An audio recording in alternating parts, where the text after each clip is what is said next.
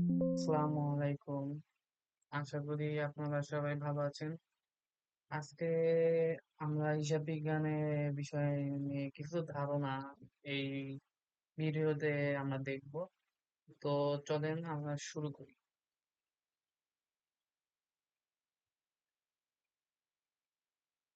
তো at first আমরা জানবো যে হিসাব বিজ্ঞান কি। এখানে দেওয়া আছে যে হিসাব বিজ্ঞান হলো অর্থনৈতিক লেনদেন লিপিবদ্ধ, শ্রেণীবদ্ধ, বিশ্লেষণ ও উপস্থাপনের একটি পদ্ধতিগত প্রক্রিয়া, যার মাধ্যমে কোনো প্রতিষ্ঠানের আর্থিক অবস্থা ও কার্যক্রম সম্পর্কে সঠিক ধারণা পাওয়া যায়। এখানে বোঝানো হয়েছে যে কোনো অর্থনৈতিক লেনদেন লিপিবদ্ধ করা। একটা উদাহরণ আমরা যদি দিতে চাই তাহলে বলতে পারি যে একটা ব্যবসা প্রতিষ্ঠান তার মূল উদ্দেশ্য হচ্ছে মুনাফা অর্জন করা। তো এখন একটা ব্যবসা প্রতিষ্ঠান সে লাভও করতে পারে, লসও করতে পারে। তো তার যে ব্যবসা প্রতিষ্ঠানে প্রতিনিয়ত প্রতিদিন তার কিছু না কিছু আর্থিক লেনদেন ঘটে থাকে। তো তার ব্যবসা প্রতিষ্ঠানে যে আর্থিক লেনদেন হয়ে থাকে সে আর্থিক লেনদেনটি সে ব্যক্তিকে তাকে লিপিবদ্ধকরণ, শ্রেণীবদ্ধকরণ, বিশ্লেষণ ও উপস্থাপন করতে হয়। এই লিপিবদ্ধকরণ, শ্রেণীবদ্ধকরণ, বিশ্লেষণ ও উপস্থাপন করে যে একটা ব্যবসা প্রতিষ্ঠানের সে ব্যক্তি মানে যে ব্যবসা প্রতিষ্ঠানের মালিক সে প্রতিষ্ঠানের আর্থিক অবস্থা ও কার্যক্রম সম্পর্কে সঠিক ধারণা পেতে পারে। যেমন একটা ব্যবসা প্রতিষ্ঠান সে নগদে বিক্রি করতে পারে আবার ধারেও বিক্রি করতে পারে। তো একটা ব্যবসা প্রতিষ্ঠানের মালিক তার কাস্টমার কিন্তু দুই একজন থাকে না, তার কাস্টমার কিন্তু অনেক থাকে। তো তার একার পক্ষে মানে এতগুলো কাস্টমারের আহ, আর্থিক লেনদেন মনে রাখা সম্ভব। তো সেই আর্থিক লেনদেনের যে তার ব্যবসা প্রতিষ্ঠানের যে লেনদেনগুলো ঘটেছে, তো সেই লেনদেনগুলো তাকে একটা খাতায় বা রেজিস্টার মানে তার খাতায় বা যেখানে ইচ্ছা সে এখানে মানে কম্পিউটারে বা খাতায় সেই লেখা আর্থিক যে লেনদেনগুলো সেই লেনদেনগুলো লিপিবদ্ধ করে, শ্রেণীবদ্ধকরণ করে, বিশ্লেষণ করে এবং উপস্থাপন করে সেগুলো সে বুঝতে পারে যে তার ব্যবসা প্রতিষ্ঠানের অবস্থা কিরকম। সে বুঝতে পারে যে ব্যবসা প্রতিষ্ঠান কোন পর্যায়ে আছে। তো আমরা এখানে কিছু উদাহরণ দেখতে পাই। উদাহরণটি হচ্ছে যে একটা উদাহরণ দেখা যাচ্ছে যে রাহিম মাসে 20,000 টাকা আয় করে এবং 15,000 টাকা খরচ করে। এই যে রাহিম মাসে 20,000 টাকা আয় করে, এখানে তার পকেটে টাকা আসতেছে, তার একটা আর্থিক লেনদেন হইতেছে, তার টাকা আসছে এবং তার 15,000 টাকা খরচ করে ওই যে তার পকেটে যে টাকাটা আসছে ওই টাকা থেকে সেই টাকাটা চলে গেছে।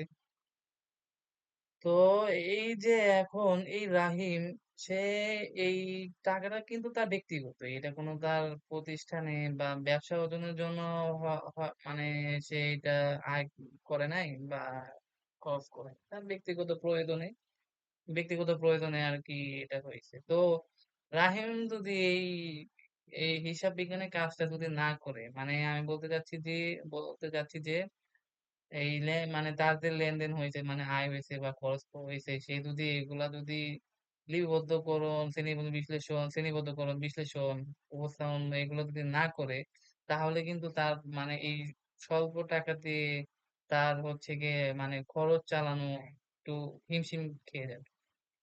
তো একটা ব্যক্তিগত প্রয়োজনও কিন্তু হিসাব বিজ্ঞানের দরকার আছে। এরপরে আমরা একটা উদাহরণ দেখতে পাই যে একটা কোম্পানি 50,000 টাকা দিয়ে কম্পিউটার কিনে এবং ব্যাংক থেকে 1 লাখ টাকা ঋণ নেয়। তো এখানে একটা কোম্পানি তার প্রয়োজনে কোম্পানির প্রয়োজনে 50,000 টাকা দিয়ে একটা কম্পিউটার কিনে। এই কম্পিউটার তার প্রয়োজনে এসে কিনতেছে, এইটা ব্যবহার করে সে একটা ব্যবসা প্রতিষ্ঠান মানে কোম্পানিতে কাজে লাগাবে। তো এই যে কম্পিউটার কিনে তার ৫০,০০০ খরচ করছে। এটা একটা আর্থিক মানে ইয়া অর্থনৈতিক লেনদেনের মধ্যে পড়ে। এবং এই কম্পিউটার কিন্তু একটা মানে ব্যবসা প্রতিষ্ঠানের জন্য একটা সম্পদ হয়ে দাঁড়ায়। তো এখানে এই যে সম্পদ কেনার জন্য আমরা এই কোম্পানি যে ৳৫০,০০০ দিয়ে যে খরচ করছে, এটা একটা লেনদেনের মধ্যে পড়ে। এবং এবং এখানে আরেকটা এবং উদাহরণ দেওয়া আছে যে ব্যাংক থেকে ৳১,০০,০০০ ঋণ নেয়। এতে তার কোম্পানির মূলধনের প্রয়োজনে হ হয়তো মূলধনের প্রয়োজনে সে ৳১,০০,০০০ ঋণ দেয়। তো এই যে ঋণ নেয়, ঋণ নেওয়ার ফলে তার হচ্ছে গিয়ে ওই কোম্পানির একটা দায় সৃষ্টি হয়েছে না? তো সেটা তো একটা অর্থনৈতিক লেনদেনের মধ্যেই পড়ে। সে অর্থনৈতিক লেনদেনের মধ্যে পড়ে ওই যে ৳১,০০,০০০ সে ঋণ নিছে। ঋণ নেওয়ার পরে তার দায় সৃষ্টি হইছে। সে ওই ব্যাংক থেকে ঋণ নিয়ে সে ওইটা হচ্ছে গিয়ে ওই টাকাটা কাজে লাগাবে। কোনো আ ব্যবসার পারপাজে।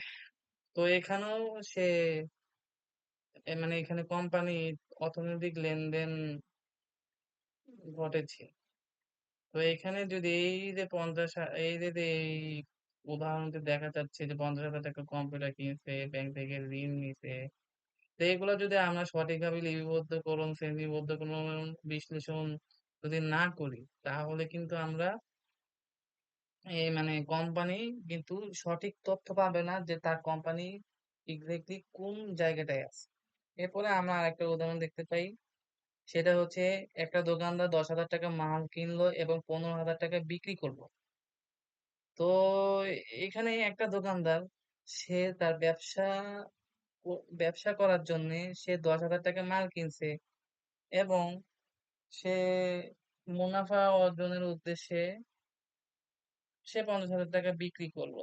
না সরি ৳১৫,০০০ বিক্রি করলো। তো এখানে যে সে ৳১০,০০০ মাল কিনলো, ৳১৫,০০০ বিক্রি করলো। এই যে তার ঘটনাটি সে যদি এগুলো যদি লিপিবদ্ধকরণ, শ্রেণীবদ্ধ কোনো বিশ্লেষণ যদি না করে তাহলে সেই দোকানদার তার কতটুকু মাল কিনা হলো, কতটুকু তার বিক্রি হলো, কতটুকু ক্রয় হলো, কতটুকু লাভ হলো, কতটুকু ক্ষতি হলো, সেটা যদি সঠিকভাবে লিপিবদ্ধকরণ না করে তাহলে কিন্তু সে ভবিষ্যতে সে ভবিষ্যতে তার দোকানের আর্থিক চিত্র তুলে ধরতে পারবে না। তো তো এইখানেই হিসাবে এখানে মূল কাজটা হচ্ছে যে অর্থনৈতিক লেনদেনটি লিপিবদ্ধকরণ, শ্রেণীবদ্ধকরণ, বিশ্লেষণ এবং উপস্থাপনের মাধ্যমে উপস্থাপনের মাধ্যমে কোন প্রতিষ্ঠানের আর্থিক অবস্থা ও কার্যক্রম সম্পর্কে সঠিক ধারণা পাওয়া যায়। এরপরে আমরা হিসাব বিজ্ঞানের উদ্দেশ্য সম্পর্কে জান জানবো। তো ১ নাম্বার দেখি যে লেনদেন সংরক্ষণ করা। তো এখানে লেখা আছে সব ধরনের আর্থিক লেনদেন লিখে রাখা হয় যেন ভবিষ্যতে কোনো হিসাব গরমিল না হয়। তো একটা ব্যবসা প্রতিষ্ঠান সে একটা উদাহরণ হিসেবেই বলি যে একটা ব্যবসা প্রতিষ্ঠান সে উম মনে করো যে বিক্রি করলো, নগদে বিক্রি করলো, ধারে বিক্রি করলো, কারো কাছ থেকে ঋণ নিলো বা মূলধনের প্রয়োজনে। তো এইগুলো যদি এই যে তারও অনেক আর্থিক লেনদেন থাকে একটা ব্যবসা প্রতিষ্ঠানের। এই যদি লেনদেন গুলো যদি আমরা লিখে না রাখি তাহলে কিন্তু আমরা ভবিষ্যতে যখন হিসাব করব যে আমাদের ব্যবসা প্রতিষ্ঠানের অবস্থাটা কি পর্যায়ে আছে তাহলে কিন্তু আমাদের হিসাব কিন্তু গরমিল হবে। তাই আমাদেরকে লেনদেন সঠিকভাবে সংরক্ষণ করতে হবে যাতে আমরা ভবিষ্যতে কোনো গরমিল না হয় সেজন্য আমাদেরকে লেনদেন সঠিকভাবে সংরক্ষণ করতে হবে। তো এরপরে আমরা আরেকটা উদ্দেশ্য দেখবো সেটা হচ্ছে লাভ বা ক্ষতির হিসাব জানা। তো একটা ব্যবসা বা ব্যক্তি বছরে কত টাকা লাভ বা ক্ষতি করেছে তা হিসাব করে বের করা। তো আমরা যদি ব্যবসা প্রতিষ্ঠানে যদি যদি এই আর্থিক লেনদেনগুলো যে সঠিকভাবে লিপিবদ্ধকরণ করে যদি থাকি, শ্রেণীবদ্ধকরণ করি, বিশ্লেষণ করি তাহলে আমরা খুব সহজে খুব সহজে একটা নির্দিষ্ট সময় পরে আমরা কিন্তু ব্যবসা প্রতিষ্ঠানে কতটুকু লাভ বা ক্ষতি হয়েছে তা হিসাব কিন্তু আমরা বের করতে পারবো। এরপরে আমরা আরেকটা উদ্দেশ্য দেখি, সেটা হচ্ছে সম্পদ ও দায় জানানো। কোন প্রতিষ্ঠানের কাছে কতটুকু সম্পদ আছে এবং কত ঋণ আছে বা দায় আছে তা জানা যায়। এখানে যদি আমরা কোনো ব্যবসা প্রতিষ্ঠানে সঠিকভাবে যদি হিসাব আর লেনদেন আর্থিক লেনদেনগুলো যদি লিপিবদ্ধকরণ করে থাকি, সেটাকে সাজিয়ে শ্রেণীবদ্ধ করে বিশ্লেষণ করি, তাহলে কিন্তু আমরা খুব সহজেই জানতে পারবো যে আমাদের ব্যবসা প্রতিষ্ঠানের সম্পদ কতটুকু আছে, দায় কতটুকু আছে এবং আমাদের এই সম্পদ দায় জানা আমরা মোটামুটি জানতে পারি যে ব্যবসা প্রতিষ্ঠানের আর্থিক অবস্থাটা কি পর্যায়ে আছে, সেই পর্যায়টা আমরা জানতে পারি। এরপরে আরো একটা উদাহরণ দেখতে পাই, সেটা হচ্ছে সঠিক আর্থিক তথ্য প্রদান করা। এখানে দেখা হয়েছে ব্যবস্থাপনা, বিনিয়োগকারী বা ঋণদাতারা যেন সঠিক তথ্য পায় এবং ভালো সিদ্ধান্ত নিতে পারে। তো এখন এই কোনো ব্যবসা প্রতিষ্ঠান যদি তার এই যদি তার এই যে আর্থিক লেনদেন যে হয় সেটা যদি আমরা সঠিকভাবে লিপিবদ্ধকরণ, শ্রেণীবদ্ধকরণ বিশ্লেষণ না করি, তা তখন কিন্তু আমরা সঠিক তথ্য আমরা আমরা ব্যবস্থাপনা, বিনিয়োগকারী বা ঋণদাতাদের কাছে দিতে পারবো। এখন আমরা যদি বলি যে আমাদের কোম্পানি হচ্ছে গিয়ে অনেক ভালো, আমাদের লাভ অনেক হয় বা আমরা খুব ভালো পর্যায়ে আছি। এই তথ্য আমরা এই ব্যবস্থাপনা, বিনিয়োগকারী বা ঋণদাতাদের কাছে বলি, তখন তারা যদি ইনভেস্ট করার পরে যখন তারা মনে করো যে নেতিবাচক পর্যায়ে অ মানে থাকে, তখন কিন্তু মানে ওই কোম্পানির উপর একটা নেতিবাচক প্রভাব ফেলে। তো আমরা যদি শুরু থেকেই এই মানে লেনদেন আর্থিক লেনদেনটা যদি আ ই যদি লিপিবদ্ধকরণ, শ্রেণীবদ্ধকরণ ও বিশ্লেষণ করি, তাহলে কিন্তু আমরা সঠিক আর্থিক তথ্য প্রদান করতে পারবো। যার ফলে ব্যবস্থাপনা, বিনিয়োগকারী ও ঋণদাতারা মানে এই কোম্পানির প্রতি একটা বিশ্বাসযোগ্যতা ধারণ করে। তো এরপরে আমরা আরো একটা ওই উদ্দেশ্য দেখতে পাই, সেটি হচ্ছে আইন ও কর অনুসরণ করা। তো আমাদের এই হিসাব বিজ্ঞানে আমরা যখন হিসাব করি, আ আমরা হিসাব করি যে আমরা হিসাব বিজ্ঞানে যখন হিসাব করা হয় তখন আইন ও কর অনুসরণ করা। যখন আমাদের এই হিসাব বিজ্ঞানে বিভিন্ন আইন ও কর থাকে, সেই আইন ও কর অনুসরণ করে আমাদেরকে হিসাব করতে হয়। তো এইভাবে যদি আমরা এই আইন ও কর অনুসরণ করে হিসাব বিজ্ঞান ঠিকভাবে রাখলে আয়কর ও অন্যান্য আইনি বাধ্যবাধক বাধ্যবাধকতা মেনে চলা সহজ হয়। এরপরে আমরা যাব হিসাব বিজ্ঞানের প্রয়োজনীয়তা সম্পর্কে। তো হিসাব বিজ্ঞানের প্রয়োজনীয়তা।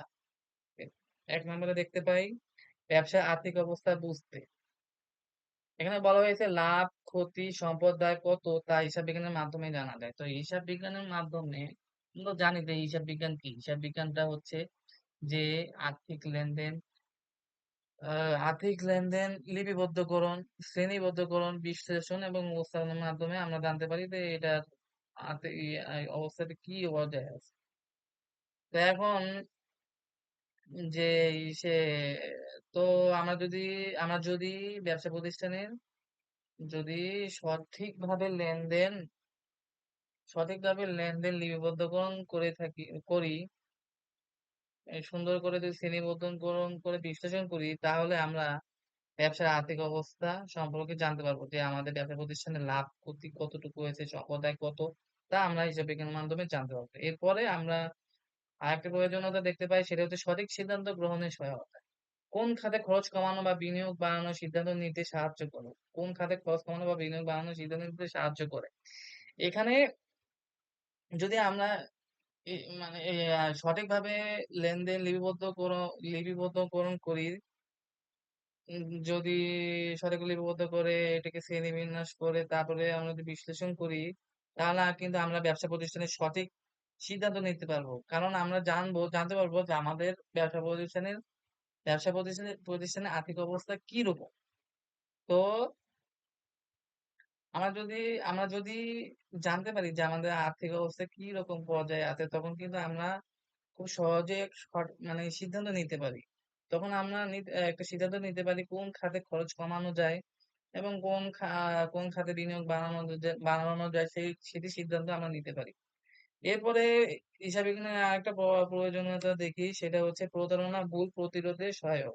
অনেক ব্যবসা প্রতিষ্ঠানে কর্মীরা অনেককে প্রতারণা ভুল করে থাকে, ইচ্ছা করে প্রতারণা করে থাকে, অনিচ্ছায় ভুল করে থাকে।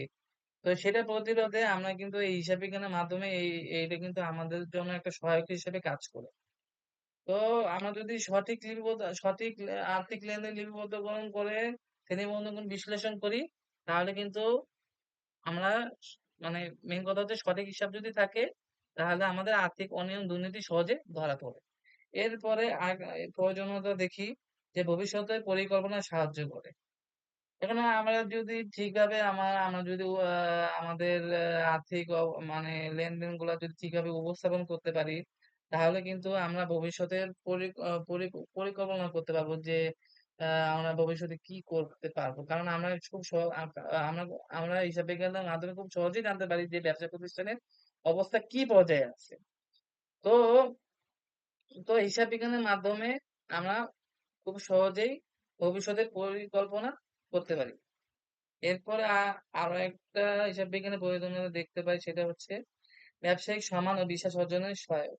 একটি প্রতিষ্ঠানের হিসাব স্বচ্ছ থাকলে ব্যাংক, বিনিয়োগকারী বা সরকারি প্রতিষ্ঠানের কাছে বিশ্বাসযোগ্যতা বাড়ে। এখানে বলা হয়েছে যদি আমাদের আর্থিক লেনদেন যদি সঠিকভাবে উপস্থাপন করা হয়, তাহলে তাহলে তাহলে মানে মনে করো যে কোনো একটা কোম্পানির যদি সঠিক তথ্য দেয়, তাহলে ওই তথ্য অনুযায়ী যদি বিনিয়োগকারী ব্যাংক বা সরকারি প্রতিষ্ঠান যদি ইনভেস্ট করে বা মানে ইনভেস্ট করে, তাহলে যদি তারা একটা ভালো ফলাফল পায়, তাহলে সেই ব্যাংক, বিনিয়োগকারী বা সরকারি প্রতিষ্ঠানে একটা বিশ্বাসযোগ্যতা পায়। একটা উদাহরণ দেখি, একটা প্রতিষ্ঠান যদি আয় ব্যয়ের সঠিক হিসাব না রাখে, তাহলে তারা জানবে না তাদের লাভ হলো নাকি ক্ষতি। আবার ট্যাক্স কত দিতে হবে তাও বোঝা যাবে না। তো আমরা যদি সঠিক আর্থিক লেনদেন উপস্থাপন না করতে পারি বা আমরা যদি হিসাব বিজ্ঞানের এই কাজটা ঠিকভাবে না করতে পারি, তাহলে আমরা আয় ব্যয়ের সঠিক হিসাব রাখতে পারবো না এবং তাহলে তারা জানতে পারবে না যে এটা মানে লাভ হলো নাকি ক্ষতি। আবার ট্যাক্স কত দিতে হবে তাও বোঝা যাবে না। তো তাই হিসাব বিজ্ঞানের প্রয়োজনীয়তা অনেক। তো আজ এই ভিডিওটা এই পর্যন্তই। তো আল্লাহ হাফেজ। নেক্সট ভিডিওতে আবার পরে কথা হবে।